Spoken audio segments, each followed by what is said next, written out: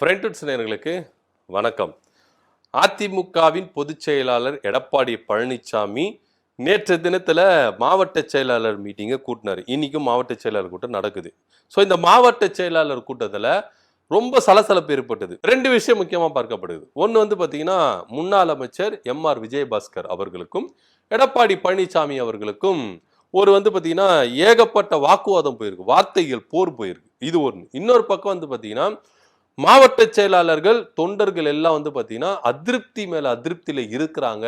இதை சமாளிக்க முடியாம திணறி இருக்கிறாரு எடப்பாடி பழனிசாமி அப்படின்ற ஒரு விஷயம். இந்த ரெண்டு தகவல் மட்டும் பிரதானமா என்ன பண்ணிருக்கு, ரகசியமா கசிஞ்சிருக்கு. என்ன நடந்தது எம்ஆர் விஜயபாஸ்கருக்கும் எடப்பாடி பழனிசாமிக்கும் அப்படின்னா, கரூர் மாவட்டத்துல என்ன பண்ணியிருக்காங்க, பூத் கமிட்டி மெம்பர்களை நீங்க என்ன பண்ணணும், வலுப்படுத்தணும், இன்னும் அதிகப்படுத்தணும் அப்படின்னு சொல்லும்போது எம்ஆர் விஜயபாஸ்கர் என்ன சொல்லியிருக்காரு, நீங்க இப்ப கரண்ட் நிலவரம் தெரிஞ்சு பேசுறீங்களா இல்ல தெரியாம பேசுறீங்களா, என்னதான் நினைச்சிட்டு இருக்கீங்க அப்படின்ற ரேஞ்சில இந்த கோவப்பட்டு அதிகாரத்துல பேசுவாங்கல்ல, நான் ஒரு பொதுச் செயலாளர் அப்படின்னு பார்க்காம கூட அதிகாரத்துல பேசுவாங்கல்ல, அப்படின்ற மாதிரி தான் எம்ஆர் விஜயபாஸ்கர் என்ன பண்ணியிருக்காரு, பேசியிருக்காரு. என்ன அப்படி பேசியிருக்காருன்னா, கரூர் மாவட்டத்துல நிர்வாகிகளே இல்ல, நிர்வாகிகள் இல்லாத இடத்துல நீங்க எப்படி பூத் கமிட்டி மெம்பர்களை போட முடியும் அப்படின்னு சொல்றேன்னு எடப்பாடி பழனிசாமிக்கு என்ன பண்ணிருக்கு, கோவம் வந்திருக்கு. அது எப்படிங்க நீங்க எங்கிட்ட சொல்லலாம், நீங்க எப்படி இது மாதிரிலாம் பேசலாம் அப்படின்ற ரேஞ்சில தான் ரெண்டு பேரும் என்ன பண்ணிருக்காங்க, வார்த்தைகள் போட்டிருக்கு. ஏன்னா உண்மையில பாத்தீங்கன்னா கரூர் மாவட்டத்துல பாத்தீங்கன்னா முக்காவாசி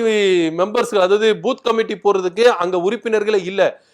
மாவட்ட நிர்வாகிகள், ஒன்றிய நிர்வாகிகள் இருக்காங்க, பூத் கமிட்டி மெம்பர்கள் அங்க இல்ல. ஏன்னா செந்தில் பாலாஜி அவர்கள் டோட்டலா வாஷ் அவுட் பண்ணிட்டார். திமுக பக்கம் என்ன பண்ணிட்டாரு, இழுத்துட்டாரு. ஏன்னா இப்ப நீங்க கரூர் மாவட்டத்துல போயிட்டு நீங்க நின்னீங்கன்னா 100% வின் பண்றதுக்கு கூட வாய்ப்புகள் இருக்கு அப்படின்ற ரேஞ்சில தான் போயிருச்சு. ஏன்னா அதிமுக நிர்வாகிகள் அப்படின்றது கீழே இறங்கிருச்சு. அதிமுக நிர்வாகிகள் மேல் மட்டத்துல தான் இருக்கிறாங்களே கண்டி, கீழ் மட்டத்துல யாருமே இல்ல. செந்தில் பாலாஜி முக்காவாசி நீங்க அந்த கொங்கு மண்டலத்திலே பாத்துட்டீங்கன்னா முக்காவாசி என்ன பண்ணிட்டாரு, கவர் பண்ணிட்டாரு அப்படின்னு தான் எடுத்துக்கொள்ளப்படுது. இப்ப நீங்க பாத்தீங்கன்னா ஒரு பேருக்கு தான் நீங்க என்ன பண்ண முடியும், 2026 சட்டமன்ற தேர்தலில் கரூர் மாவட்டத்துல ஒரு பேருக்குன்னு நீங்க கேண்டிடேட் நிறுத்த முடியும். ஆனா வின் பண்றது யாருன்னு பாத்தீங்கன்னா திமுக தான் கரூர் மாவட்டத்துல ஃபுல்லா வின் பண்ணும் அப்படின்றது தான் நிதர்சனமான இருக்கு.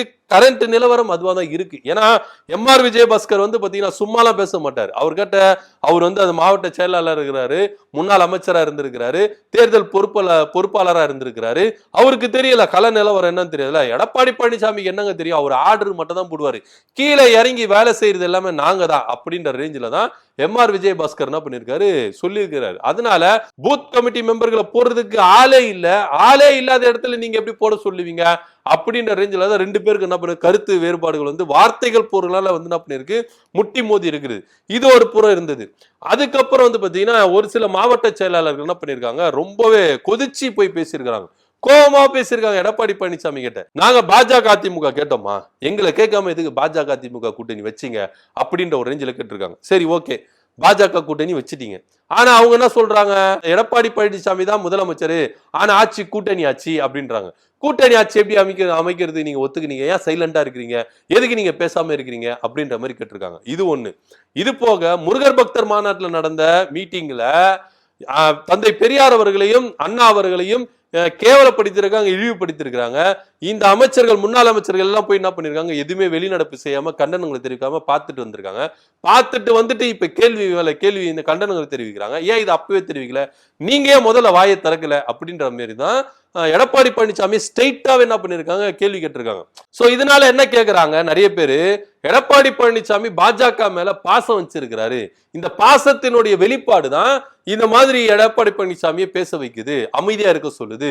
இதுவரைக்கும் பாஜகவை எதிர்த்தோ இல்ல இந்து முன்னணிகளை எதிர்த்தோ இல்ல அந்த மீட்டிங்கை கண்டென் பண்ணாங்களே அவங்களை எதிர்த்தோ யாருமே எதிர்த்து எடப்பாடி பழனிசாமி கண்டனம் தெரிவிக்கல. ஏன் ஐடி விங் தெரிவிச்சிருக்கு, எடப்பாடி பழனிசாமி தெரிவிச்சிருக்கிறாரா, கண்டன அறிக்கை விடுத்திருக்கிறாரா, எல்லாத்துக்கும் அறிக்கை விடுறாருல, லெட்டர் பேட்ல அறிக்கை விடுறாருல சைன் போட்டு.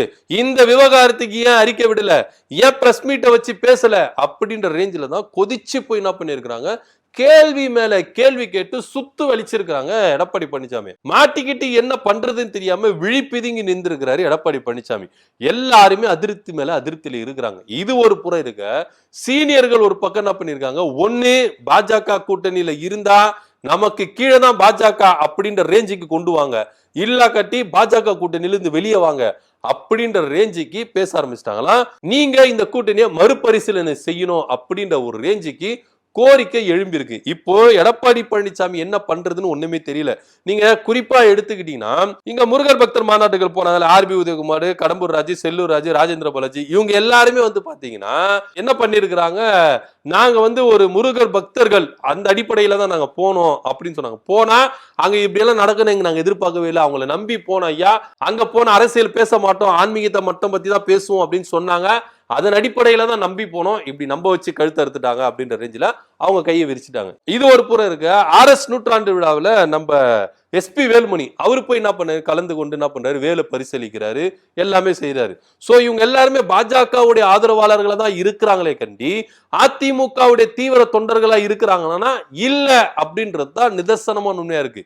சோ இவங்களுடைய எல்லாருடைய நெருக்கடியினாலதான் எடப்பாடி பழனிசாமி பாஜக கூட்டணி வச்சாரு அப்படின்ற ஒரு கருத்தும் அதிமுக இருக்குது. சோ இவங்க எல்லாருமே சேர்ந்து எடப்பாடி பழனிசாமிக்கு ஆப்பு வைக்க முன் வந்துட்டாங்க அப்படின்ற ரேஞ்சில தான் பார்க்கப்படுது. ஏன்னா இவங்க செஞ்ச ஒரு திருவிளையாடல்ல எடப்பாடி பழனிசாமி மாட்டின்னு இருக்கிறாரு அப்படின்றதுதான் எடப்பாடி பழனிசாமியோட ஆதரவாளர்கள் கருத்து சொல்றாங்க. இதுக்கு எடப்பாடி பழனிசாமிக்கு இதுக்கு சம்பந்தமே இல்லைங்க.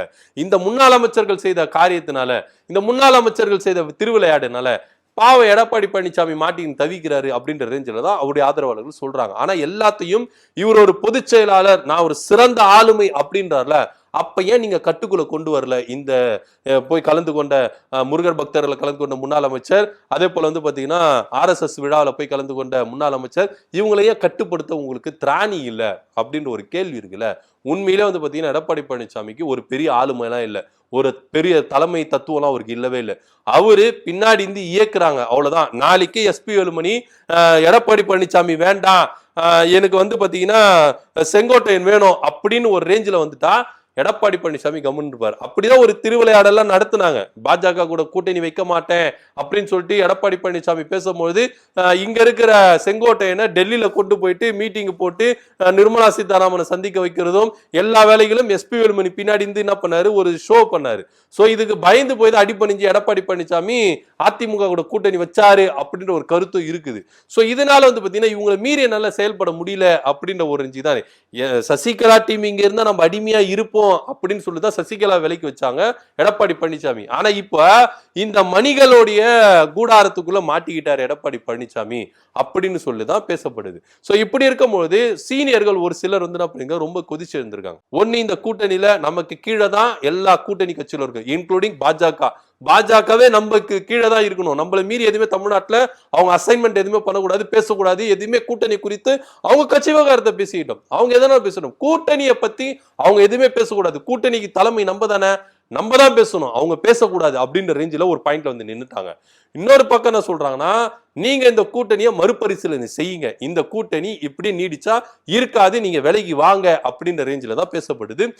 ஏகப்பட்ட ஒரு நெருக்கடி. இந்த மாவட்ட செயலாளர் மீட்டிங் வந்து பாத்தீங்கன்னா ஒரு சமாதானமா போல, ஒரே அடிதடியா போயிருக்கு, வார்த்தைகள் போரெல்லாம் இருக்கு, கருத்து வேறுபாடுகளால போயிருக்குது அப்படின்றது தான் நிதர்சனமான உண்மையா இருக்குது. போக போக பார்க்கலாம் இன்னும் என்னென்ன நடக்க போகுது அப்படின்றத. ஏன்னா இப்போ பாஜக அதிமுக கூட்டணியில இருக்கணுமா வேண்டாமா அப்படின்ற ஒரு சூழ்நிலைக்கு அதிமுக சீனியர்களும் தொண்டர்களும் வந்துட்டாங்க. இப்போ எடப்பாடி பழனிசாமி என்ன முடிவெடுக்க போகிறார் அப்படின்ற ஒரு விஷயத்துக்கு தான் வெயிட்டிங் இருக்குது. என்ன நடக்க போகுதுன்னு பார்க்கலாம். சோ அதிமுக மாவட்ட செயலாளர் கூட்டங்களை எடப்பாடி பழனிசாமி நிக்க வச்சு சுத்து போட்டு கேள்வி மேல கேள்வி கேட்டிருக்காங்க. இப்போ வலையில சிக்கி இருக்கிறாரு எடப்பாடி பழனிசாமி. இந்த கூட்டணி வேணுமா வேண்டாமா அப்படின்ற ஒரு ரேஞ்சில பார்க்கப்படுது. இதை பத்தி உங்க கருத்து என்ன அப்படின்றத கீழே கமெண்ட் பண்ணுங்க. நன்றி, வணக்கம்.